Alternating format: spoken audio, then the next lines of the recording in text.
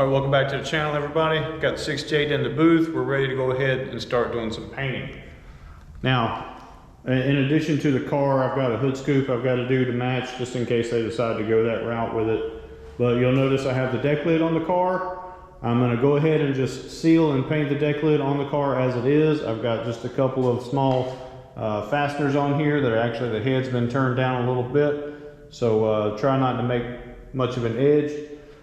I'll end up taking the deck lid off after we get all the paint on there, so I'll clear it off the car, but I want to go ahead and base it out on the car and candy it on the car. That way I know everything's going to match like it should. Anything goes into jams, once it's off of here, I will actually go back and kind of fix the jams before we clear it. Same thing with the door jamb. I'll go back and we'll fix all that before we clear coat it. Now, I do have the doors prepped and ready to go to put on the car, just so when I get to the point of having everything done and ready for clear coat, I'll put the doors on and then we'll check the color and make sure that I have enough candy on it to make it match. Or if I need to, I'll blend some candy both ways through the door and through the quarter to make sure everything matches. And then we'll pop everything back off, clear coat it all, and send it down the road. All right, so in part one, I told you how you shouldn't do the fabrication on this. So I figured I'll go ahead and show you how I would have done it. So what I've done is I've made a little test piece here that's in pretty much the same type of shape as what we got going on here. All right, so what I've got is a piece of 20 gauge steel. And what I've done is I put it in a sheet metal brake or a bender. You don't even have to have a real bender if you can just find a way to fold it over a table or something. And then I've used a shrinker stretcher setup, or on the shrinker side, I've shrank this edge in the same way I did this, the piece that I added on here. So I shrank it to give me the radius that I wanted.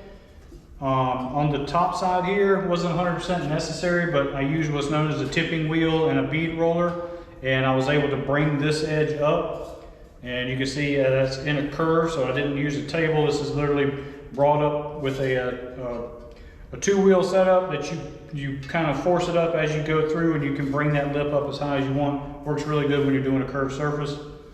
Now on the edge here, where the two pieces are coming together, in the bead roller too, I used a flange die set. Doesn't have to be in a bead roller. They have multiple types of flangers out there, and you don't even have to flange it. You could simply bring these two panels together, clamp it down, weld it, and then grind the seam flush.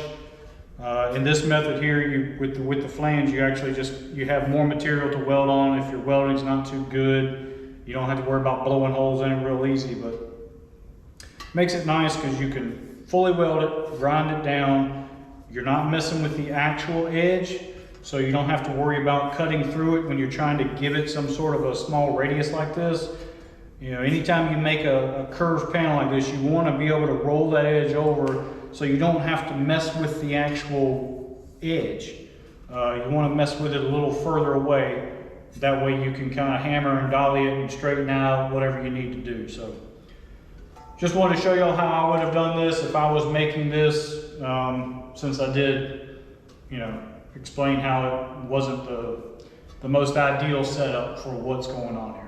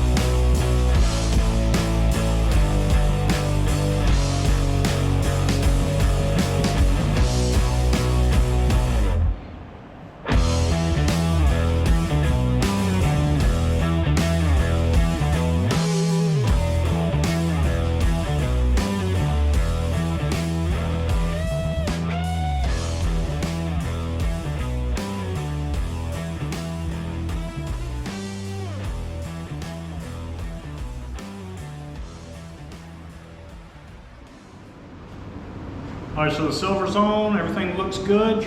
Now it's time for one light coat of our metal flake mixture. This is 8999 or color blender with very little metal flake in it. You can barely see. There's some gleaming on the side there, but not a lot to it. I'm gonna put one light coat on.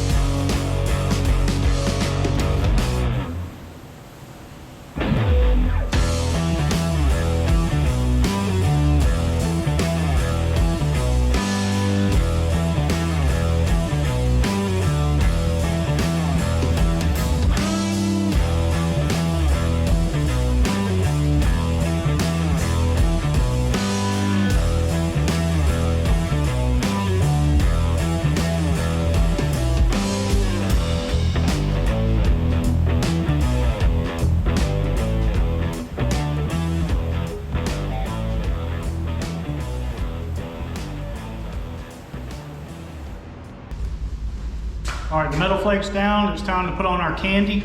Now, I like to start somewhere inconspicuous just to make sure that I get myself in the right kind of rhythm. So I'm actually gonna start at the rear body panel. I'm gonna go ahead and spray it up to the deck lid edge, and then I'm gonna move towards the front of the car and then work my way back to it.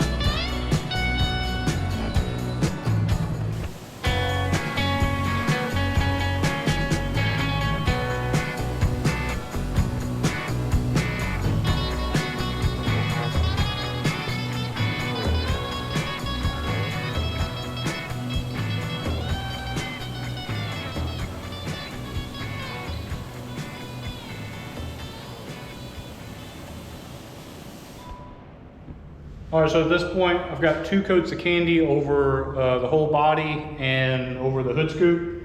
Now, what I've done is I've gone ahead and brought the doors in here. Now, to make sure everything looks the same, obviously this is just sanded clear coat.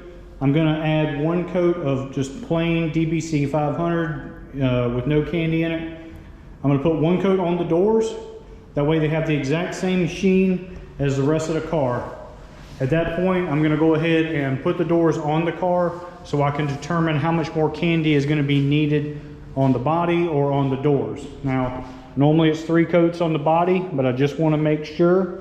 So we're gonna stick with the 2 coats for now, put the doors on, see how that looks, and then we'll make a determination from there on how much more candy needs to go where.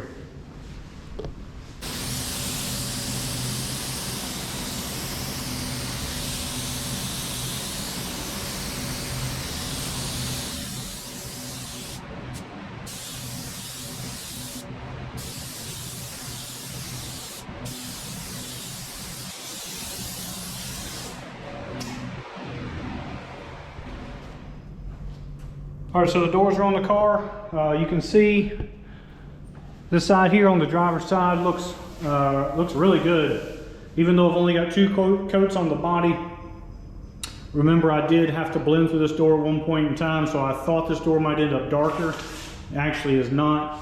Now it is a little lighter on the bottom of the door, and I can tell on the rocker it needs a little bit more. It kind of matches the bottom of the door, but I want to get everything matching as best I can. So I'm going to go ahead and put my 3rd coat on the entire body, and then I'm going to blend through the door at an angle here. That way I can get 1 more coat on my rocker and through the bottom of this door and bring it all up in and blend it on in with the rest of everything.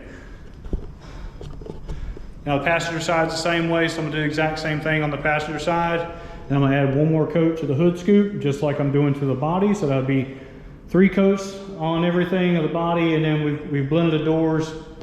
Now obviously the doors have been painted before, or I had to blend on them before, so you know, sometimes this happens. Last time I actually had a different gun. When I originally painted a car, I had a gun, or a particular gun. Then when I painted the car and fixed it, I used a different gun, and then now I'm using another base coat gun to do all this, because that's as I've gotten different things and gotten rid of other things. So sometimes that happens. Sometimes you're a little heavy-handed on what you're doing, so it's really a good idea to stop early and go ahead and check everything. So just like I did, you know, I planned for 3 coats, but it looks like 2 is matching really well. So we're going to go with 3 over everything and blend it out like I said.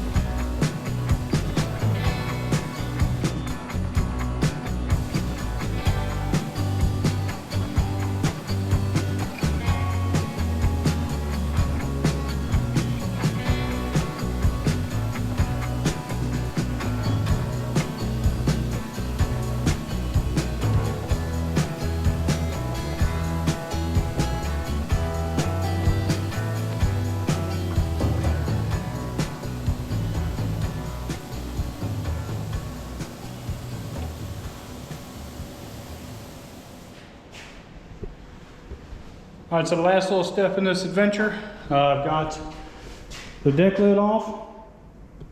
Now, as you can see there, I got to go back and add some candy around the edges here. You can definitely tell is, you know, what didn't get in there. I've got this masked off so that I don't have to worry about, you know, getting too much color coming off the edge. The door jamb. Since the doors are off this thing, I was able to wrap this edge really good, so there's not really any issues. It's just one little spot right here where the door was rubbing it.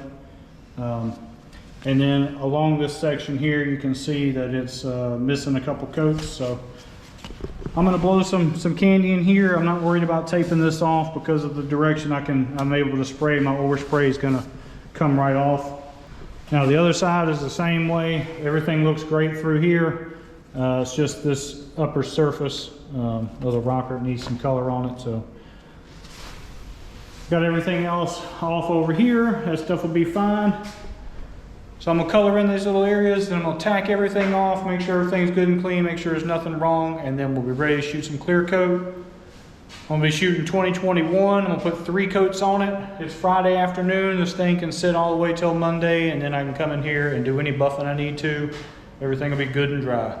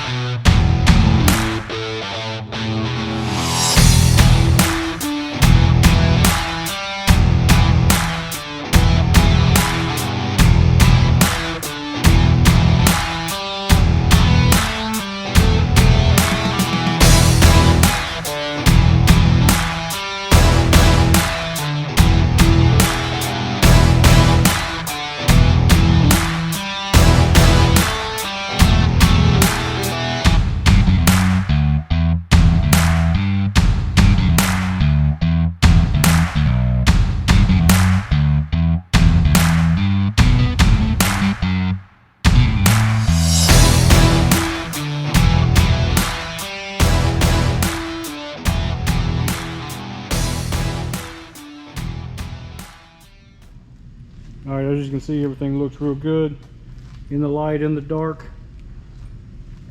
Looks great. You know, I did do some polishing on the roof and the deck lid just because that metal flake gives you a little bit of a trash look. So just a quick little cut and buff, nothing major.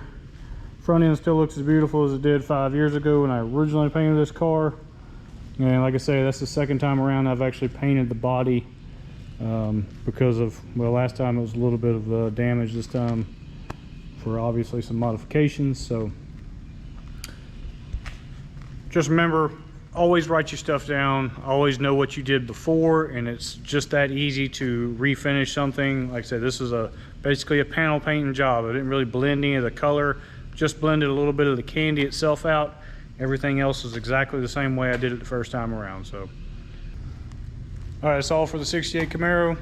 Hopefully you learned a little something. If you did, do me a favor, like, subscribe, and tap that bell, and I'll catch you on the next one.